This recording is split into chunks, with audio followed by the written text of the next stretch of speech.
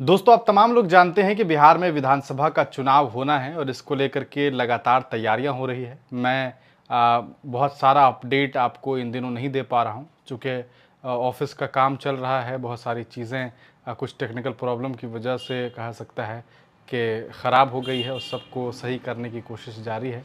अभी बात करेंगे ऑल इंडिया मजलिस-ए-इत्तेहादुल मुस्लिमीन के बारे में। आप जानते हैं एआईएमआईएम पार्टी बिहार में लगातार प्रयास में थी कि महागठबंधन के साथ उनका गठबंधन हो जाए, लेकिन ऐसा हो नहीं पाया। आपने देखा राहुल गांधी के सामने पेशकश की गई, तेजस्वी यादव के सामने, और तमाम तरह से जो भी पैतरे थे वो ऑल इंडिया मजलिस-ए-इत्तेहादुल मुस्लिमीन ने अपनाया, लेकिन इसके बावजूद इंडिया महागठबंधन ने सीधे तौर पर रेड फ्लैग ही दिखाने का काम किया। आपने देखा कि कई ऐसे दल हैं बिहार में जिनके साथ इंडिया महागठबंधन ने गठबंधन किया, चाहे वो मुकेश सहनी जी क्यों ना हो, या फिर आईपी गुप्ता तक को उन्होंने प्रपोजल दिया। हालांकि आईपी गुप्ता उनके साथ नहीं गए, ये एक अलग बात है, लेकिन जब ऑल इंडिया मजलिस-ए-इत्तेहादुल मुस्लिमीन ने खुद प्रपोजल दिया, खुद लालू प्रसाद यादव को लेटर लिखा गया, इसके बावजूद उन लोगों ने इस पर हामी नहीं की।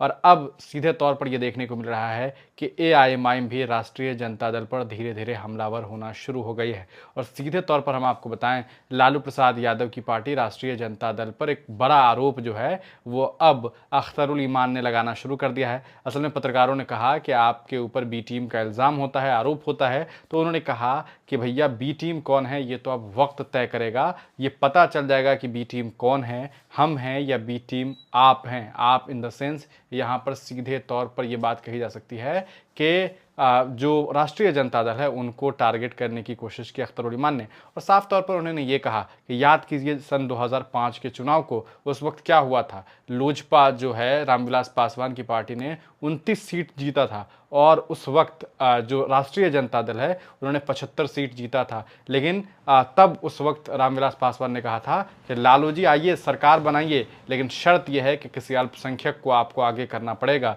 यानी कि किसी मुसलमान को आपको मुख्यमंत्री बनाना होगा कम से कम।